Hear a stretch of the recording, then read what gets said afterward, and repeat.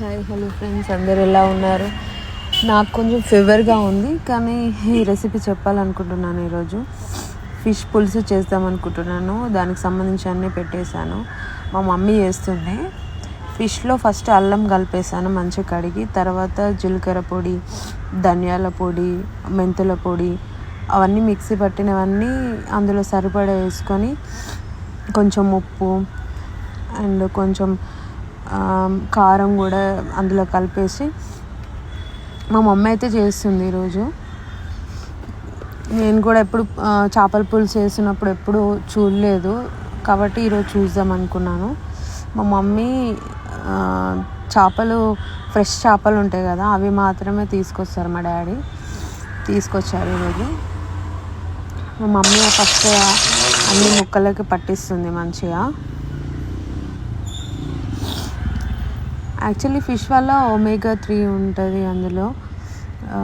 మనకి హెల్త్కి చాలా మంచిది, ఐస్కి చాలా మంచిది. సేమ్ మనం ఎప్పుడులాగానే చేసుకుంటాం కదా అన్ని కర్రీస్కి. ఆనియన్స్, మిర్చి, కొత్తిమీర, కొంచెం జీలకర్ర, కొంచెం ఇందులో అయితే మా మమ్మీ ఏంటో కొంచెం మెంతులు వేసింది పోపులో కూడా, కొంచెం లైట్గా వేసి మంచిగా అవి కొంచెం బ్రౌన్ అయ్యేంత వరకు మనం కలుపుకోవాలి.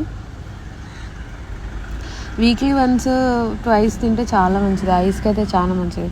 మా డాడీ అయితే నాకు ఐస్కి మంచిదనే ప్రతిసారి తీసుకొస్తారు. ఇందులో కొంచెం అల్లం వేసింది మళ్ళీ మా మమ్మీ, కొంచెం లైట్గా.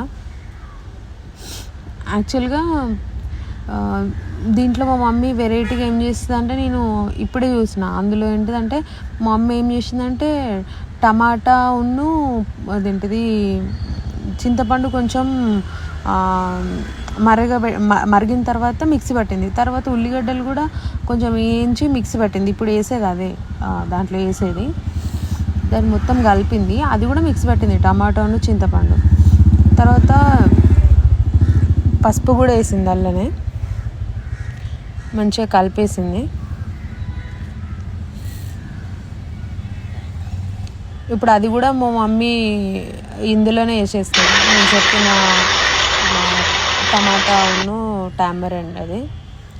తర్వాత ఈ ఇప్పుడు అన్నీ కలిపెట్టుకున్న పీసెస్ ఉన్నాయి కదా, అవన్నీ ఇందులో వేసేసింది. కొంచెం ఫ్రై అయిపోయిన తర్వాత ఆనియన్స్ అవన్నీ మంచిగా అందులో మంచిగా మరిగిన తర్వాత పీసెస్ ఇప్పుడు మేము కలుపుకున్నాం కదా, ఆ పీసెస్ అన్నీ ఇందులో వేసేసాం. కొంచెం చింతపండు వాటర్ కూడా, పులుసు కూడా అందులో పోసింది అన్నట్టు. ఎందుకంటే మనం చేసుకునేది ఫిష్ పులుసు కదా, అందుకోసమని పోసేసింది. దానికి సరిపడా వాటర్ కూడా పోసేసింది. తర్వాత కాసేపు మసాలా పెట్టి దానిపైన కొత్తిమీర వేసింది.